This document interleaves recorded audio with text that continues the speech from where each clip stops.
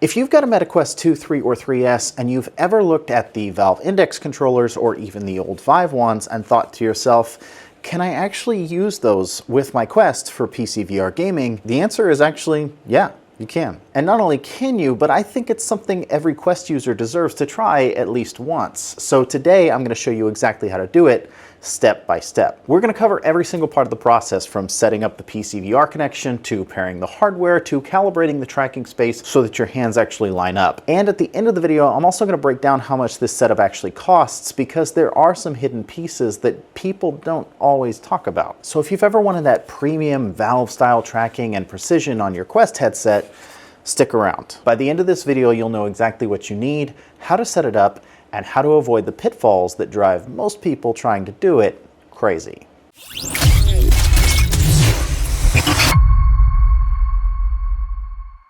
Alrighty guys, welcome back to Fix My Oculus, the channel where we fix, repair, tear down, and talk about all things VR. And today we're talking about pairing SteamVR controllers, whether that's the Valve Index controllers, the HTC Vive ones, or even the Vive trackers, to your Quest so that you can use them with your Quest. Before we get started, if you enjoy this video, you learned something, or you just enjoy the content that we're making, do smash that like button and give us a thumbs up. And if you're new here or you've been here before and you've just somehow forgotten, do consider subscribing, because it really helps us out. Also, today is the last day of our pimax Crystal Light giveaway, so if you've not entered yet, you can check that out in the link in the description below. All right, now that I've got that out of the way, let's go ahead and talk about the topic at hand. Before we even think about controllers or base stations in this process, we've got to make sure that our Quest can talk to our PC cleanly. Without that, none of the rest of it works. There are a few ways to connect your Quest headset to your PC for PCVR. A wired link through a high-speed USB-C cable, Steam Link, a free wireless option built directly into the Quest store, and then there's things like Virtual Desktop, which is a paid app that gives you more control and better visuals if your network can handle it. There are some other options, but I've gone over those already in a different video. If you go with a wired option, you're going to have the lowest latency possible, and that's going to be ideal for things like sim racing or rhythm games where every millisecond matters. If you go wireless, you get total freedom of movement,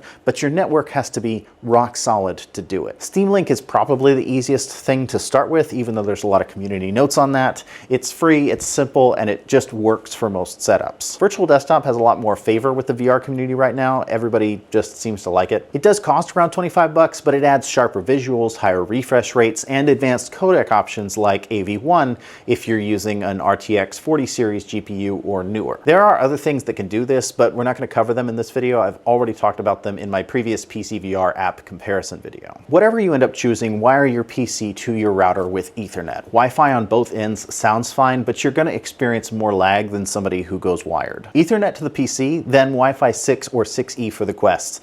That's the sweet spot. Do try to put your router in the same room if you can get away with it. Once SteamVR runs smoothly from your Quest, you've passed the first checkpoint, and now it's time to get the tracking hardware involved. Your Quest headset tracks itself using internal cameras. That's called inside-out tracking. Valve Index controllers, Vive ones, and Vive trackers use lighthouse tracking, which is outside in. To bridge those two systems, you'll need at least one SteamVR base station and ideally two for full coverage. Try to mount them high and in opposite corners of your play space, angled slightly downward with a clear line of sight to the area that you'll be standing in. Make sure that they're secure, because a little vibration or wiggling can cause jitter in the tracking. Next, you want to power those on. If they don't wake up because you're not using a SteamVR headset, don't panic. That's totally normal. You can install a free BS companion app on your phone, and it's going to let you wake or sleep the base stations over Bluetooth so that they don't require the native headset to trigger them. Next up are dongles. The dongle is a small USB receiver that lets your PC communicate with the Lighthouse devices like your controllers. This is a crucial element because you aren't using a SteamVR headset like the Valve or the HTC. Each dongle can support one or more devices depending on which type of dongle you're using. Older and official Valve dongles typically handle one controller per dongle, so you'll need two for a pair of controllers. But there are some better, more modern options like the Shiftall dongle, the same one that's shipped with the Megan EX Superlight 8K headset,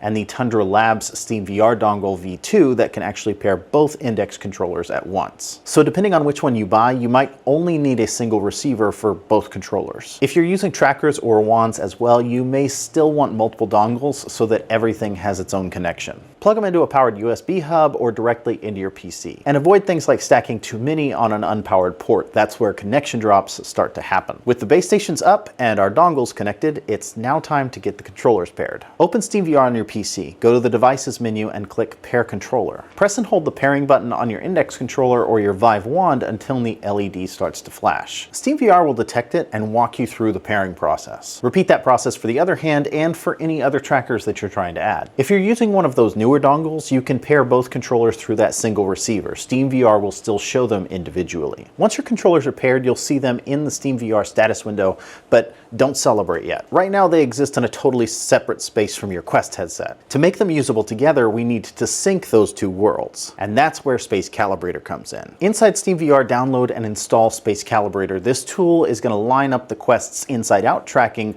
with the Lighthouse tracking from the base stations. First, put on your Quest headset. Then you're going to hold one Quest controller in one hand and one of your index controllers in the other. In the Space Calibrator window on your PC, choose those two devices and start calibration. You'll slowly move them together through the air, up and down, side to side, while the program measures their relative positions. When the whole thing's done, save your calibration profile. Now your Quest headset and your SteamVR controllers live in the same virtual space. Your hands should line up perfectly in SteamVR. If you notice some drift or offset later on, you can rerun the calibration or enable continuous calibration mode. And a quick tip here, just avoid shiny or reflective surfaces and walls as much as you can in your play area. They have a tendency to confuse both tracking systems. When the calibration is done, you should be able to launch any SteamVR title and it'll behave just like you're on an index, even though you're technically on the Quest. Fire up a game like Half-Life Alyx, Boneworks, Beat Saber, whatever you love, and test your setup. If your hands appear too high or too low, check the calibration again. If motion feels delayed or the image looks compressed, adjust your PCVR link settings. For wireless connections, try testing different bit rates. Steam Link lets you choose auto or manual between 25 and 350 megabits per second. Virtual Desktop can push it higher, even past 400 megabits per second on a strong network.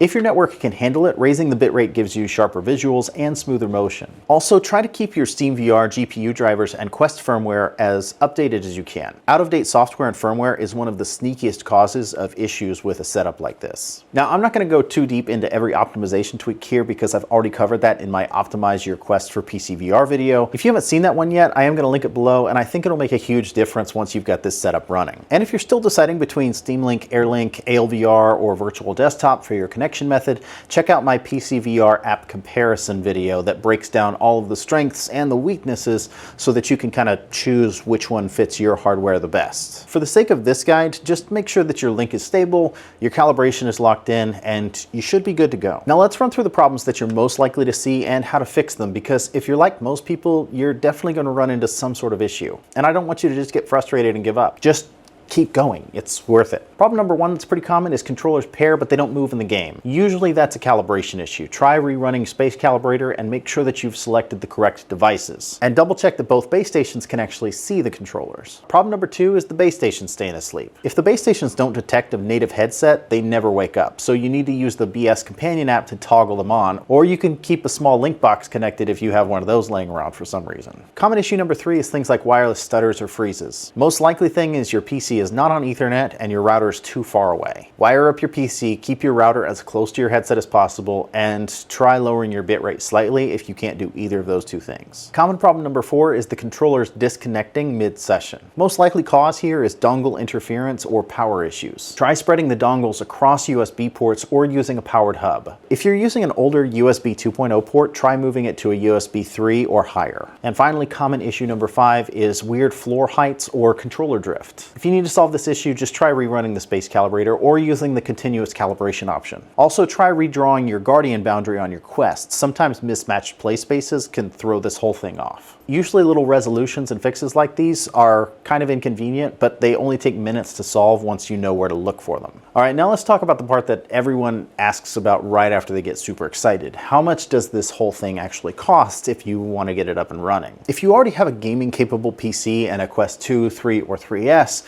there are still some things that you're going to need to buy. You'll need a pair of Valve Index controllers or Vive wands, whatever your preference is. At least one SteamVR base station, but I'd really recommend two. You'll need a USB dongle, something like the Shiftall one or the Tundra Labs one that I talked about earlier. And you'll also possibly need Virtual Desktop if you want the more advanced wireless streaming options. On the used market, you can sometimes find single base stations for around 120 bucks, maybe 150. Index controllers usually run about $200 a pair used. The Tundra dongle is going to run you about $30 on their website, and Virtual Desktop adds another $25 if you want it. So if you go minimalist, one base station, used controllers, and a single dongle, you might squeak by around $250 or $300. But a more complete setup with 2 base stations and new gear usually lands you closer to $600, depending on things like availability and shipping. It's definitely not the cheapest way to upgrade your Quest, but it might be one of the most fun ways to upgrade your Quest. Because when it's all dialed in, the tracking precision from those index controllers is on a completely different level from anything you've probably experienced before. It's a little pricey, but you're gonna feel where that money went the first time you reload a weapon in Half-Life Alyx or try to juggle tools in Boneworks. And just like grabbing things in Blade and Sorcery with the Valve Index controllers is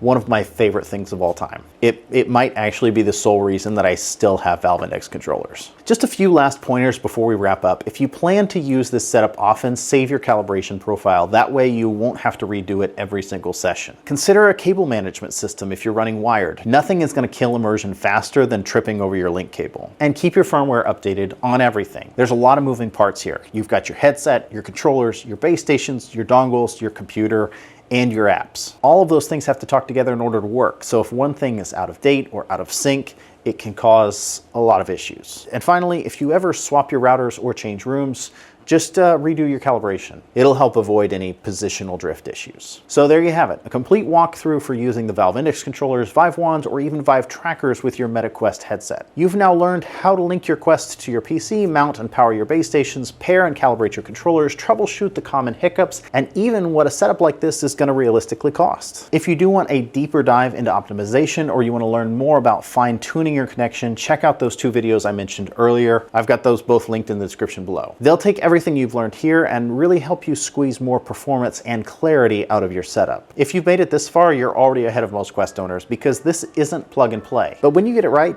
I think it's one of the best PCVR experiences you can have. So now I want to know, which route are you going? Are you grabbing the Index controllers, going full body with the Vive trackers? Do you just have a pair of cheap Vive wands laying around that you've always wanted to use? Let me know down in the comments. I really do try to read all the comments, and I'm genuinely curious about your guys' experiences. If this video helped you out, hit that like button and subscribe so you don't miss my next deep dive, and check the description below for the links of everything that we've talked about, from base stations, dongles, software tools, and those other videos that I mentioned earlier. Also, this is your last reminder. Today is the last opportunity to enter into our pimax giveaway, so if you're not already entered to win, check out the link in the description below or visit our website fixmyoculus.com for ways to enter. But anyway, that's really all I got for you guys today, so we'll see you on the next one.